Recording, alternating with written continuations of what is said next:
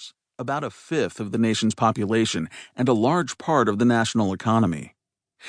During the preceding 2 years, a succession of big financial institutions had teetered or collapsed. Their top executives, typically the most confident of men, spent long weekends begging competitors in the Fed to save them during fraught rescue negotiations as frightened investors and depositors in their institutions fled for safety from the storm. The list of casualties was long, diverse, and astonishing. Countrywide Financial, Bear Stearns, Fannie Mae, Lehman Brothers, Merrill Lynch, American International Group, AIG, Citigroup, General Electric, and many others. Their problem was a mortgage meltdown. Americans had binged on mortgage debt in an era of low interest rates and financial innovation. They took out loans with unusual terms and used the cash to bid up the prices of homes, to pay for vacations and cars, or simply to cover their regular bills. Wall Street encouraged the frenzy, buying many of these mortgages and selling them to investors around the world in complicated financial packages. For a while, this boosted profits and executive pay. Then, overburdened households delayed or defaulted on debts.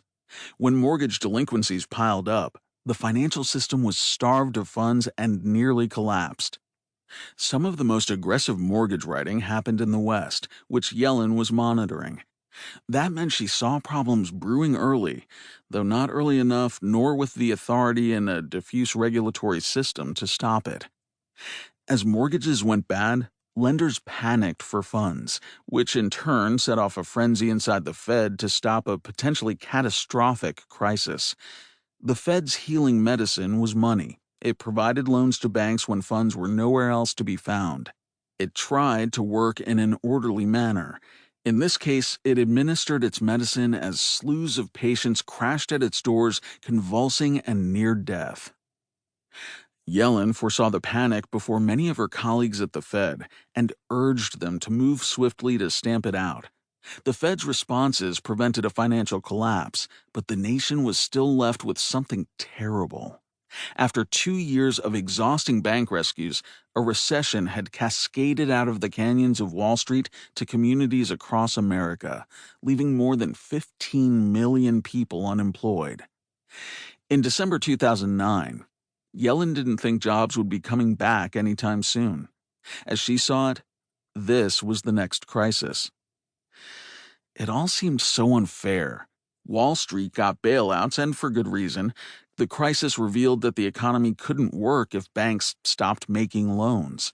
But while the banks got support, millions of Americans were left behind to pick up the pieces of their lives with part-time jobs, food stamps, and disability claims. 2 Princeton professors would later use the term deaths of despair to describe lives lost to depression, drug addiction, alcoholism, and suicide.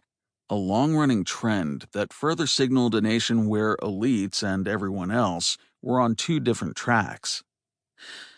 After landing in Washington, D.C. that December evening, Yellen gathered with the 11 other regional bank presidents for an informal dinner in a hotel a few blocks from the Fed's austere Depression-era building on Constitution Avenue. The next day, the regional bank presidents met formally with 5 Washington-based Fed board governors and an army of PhD-trained staff to discuss the grim economic outlook and what to do about it.